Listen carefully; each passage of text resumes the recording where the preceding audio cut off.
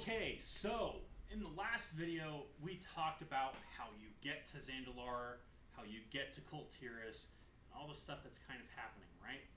Well, we're going to go through this zone by zone. So in Kultiris, oh man, Kultiris is probably my favorite continent. I mean Alliance, but I'm also a really big Witcher fan. So, in Kultiris, you start off in Tirisgard Sound. There's 3 zones. You start off in Tirisgard Sound, and you have 2 quest lines. One, side note, if you like Invader Zim, you're gonna find it. So, you kind of investigate that bitch that was whispering into Jaina's mom's ear, and you find out that she's making Azerite weaponry and giving it to these pirates who are attacking the big gate that defends Kultiris. And you work with a girl called Talia Fourdragon, who, by the way, is the daughter of the current Lich King. You don't tell her that, though, because technically only like 5 people are supposed to know. And she helps you out. And then there's this pirate, Flynn Fairweather, who, by the way, flirts with her the entire time. Then it's revealed later on, it's like, oh, he's gay for Shaw, the leader of the secret Spec Ops Alliance group, and the reason why they love each other is almost sacrifice each other's lives is because they spent 2 days together and now they're in love. Fuck it, I don't care. It doesn't matter.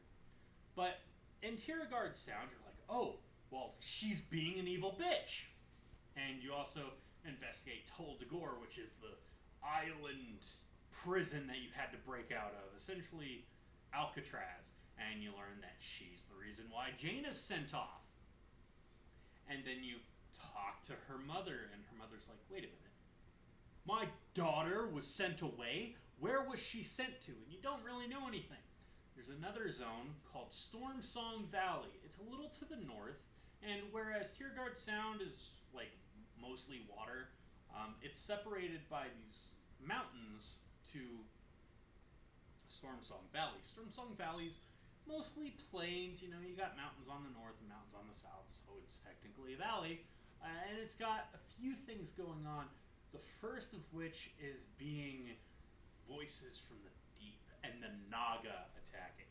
And the Naga are coming in one way and you gotta talk to them, but at the same time dark forces are coming out and you're trying to figure out where the Lord is. Nobody's seen Lord Stormsong for a long time. The reason being, Lord Stormsong is essentially worshipping Cthulhu. I'm kidding, not really Cthulhu. He's worshipping Azara, which is essentially Cthulhu. Upon taking the energy of the deep, which is energy of old gods, he gets that weird tentacle face. And you have to deal with dispelling that and getting the Tide Sages, which are the Kultirans' version of shamans and mages, to work together and everything. Tide Sages are really important to Kultiris.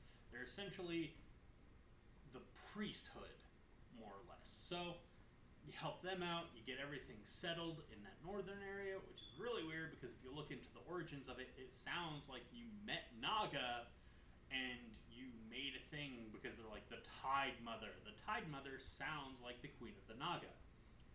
And then there's Drustvar. And honestly, if you are a fan of The Witcher, Drustvar is amazing. The first time you go there, they're like, oh, we don't want to go to Drustvar.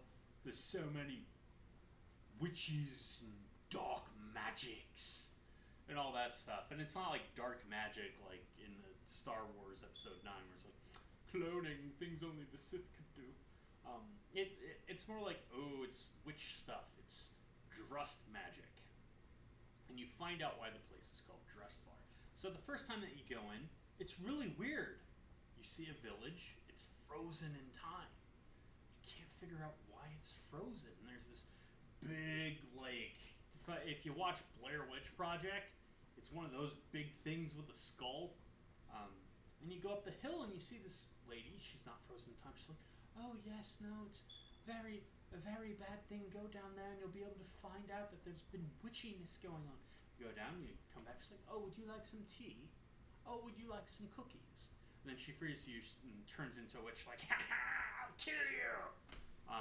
Then you beat her, you free the city, and you also save the Lord's daughter from being hung as a witch. And you actually have to go and find... There's ways of testing for who's been touched by Drust magic, including blood flies won't bite you, silver prick will show you the true form, and you can't eat onions or something like that, and you have to do these tests to her, you free her, and then you find out that her house has been overtaken. And the reason is her stepmother is an evil bitch, and she's using her father as like this big dude. And so what the daughter of the Lord is doing, she's bringing back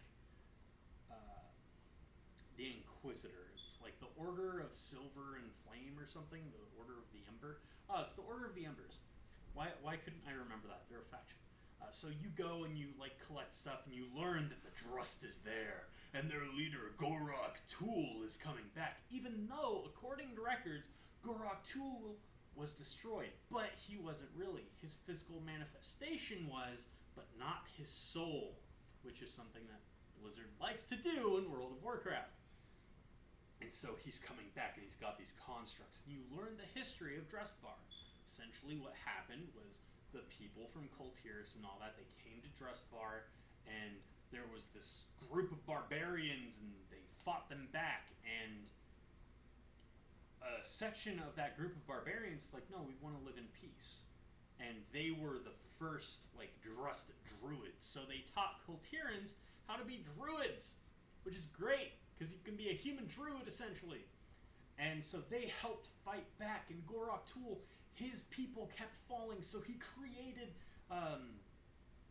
essentially stone golems to help fight, and they fell, and then he fell, but he wasn't killed, he was merely sealed into the realm of Nightmare Thross, which plays more of a part in the next expansion, but again, so you go through and you collect like different Inquisitors, you collect a scientist that figures out the secrets, alchemical fire, and you kill all the witches, and you team up, and you even get a thing that's like, hey, if you use this like a silver sword, you do extra damage.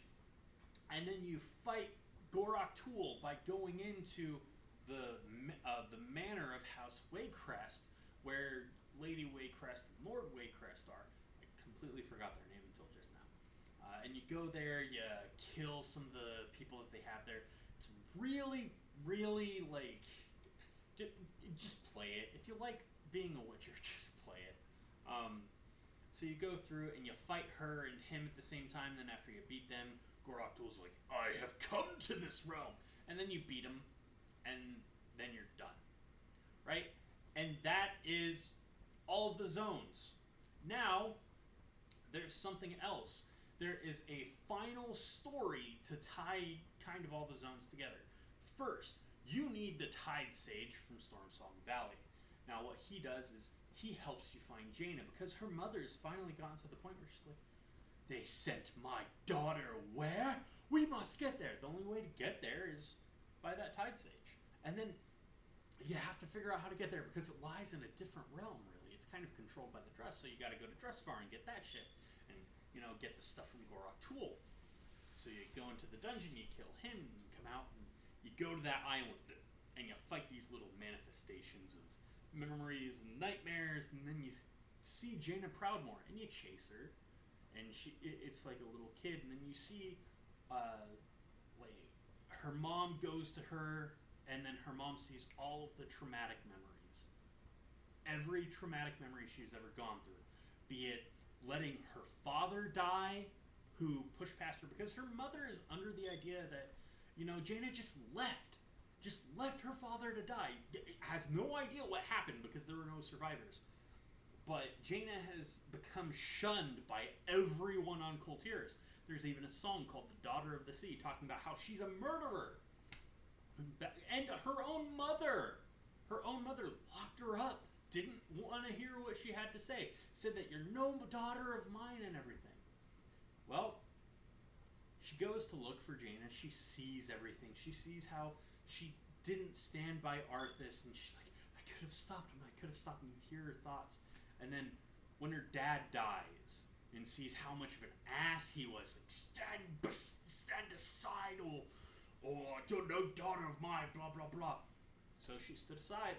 He died, and she's like crying over his body, and she's like, "No, it's my fault." And her mom like grabs her shoulders, like, "It's okay. There's nothing you could have done."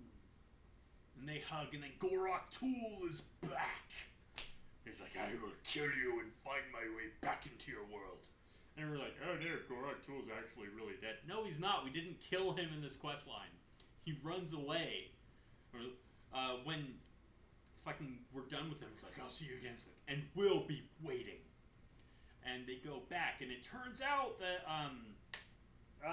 Ursula chick Ashbane is taking all of her pirates, and they're attacking the city of Borealis. They're attacking the Colterans. It's like, what can we do? The Navy's lost. And Jaina's mom's like, when you brought this pendant that belonged to your father, that belonged to the Grand Admiral, I thought that it was meant for me. But really, it's meant for you. You are the heart of Coltiris. And she does weird magic shit, closes her eyes, because the entire time the fleet's hidden in a storm. Turns out Ashbane made a deal with the Naga to hide the Navy. Well, Jaina brings them home. And then Ashbane and her 10 pirate ships are surrounded by the Coltiris Navy, including Jaina's older brother, by about 50 ships. And they win. And that is the story of Coltiris and the Alliance, at least for the beginning. There's also a bit for the war campaign, but that's going to have its own video, if that makes sense.